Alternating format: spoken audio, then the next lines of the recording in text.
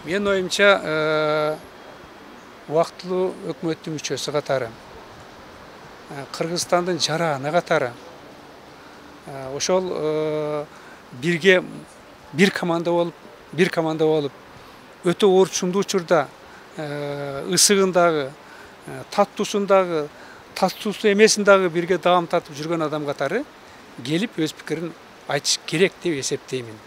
Себеп дегенде бул да өтө маанилүү. Себеп дегенде экономикалык маселелерде чындыгында ошол жанагы ар бирибиздин милдетибиз негизинде бул алма шашенчинин милдети болчу да. Ал да айтып берсе, мен оюмча бул кыргыз элине дагы жакшы болот эле, сотко дагы жакшы болот эле чечим чыгарганга, анын өзүнө дагы жакшы болот эле да. Болгонун болгондой айтып. Эми биз бүгүн болгонун болгондой айттык. Эми анын кандай экенин калгандарын ал дагы тастыктап же болбосо өзүнүн ой пикирин айтып койгон. Мен ойлойм, бул ошондой болуш керек да, мындай укуктук мамлекетте бул сөз ошондой болуш керек деп эсептейм.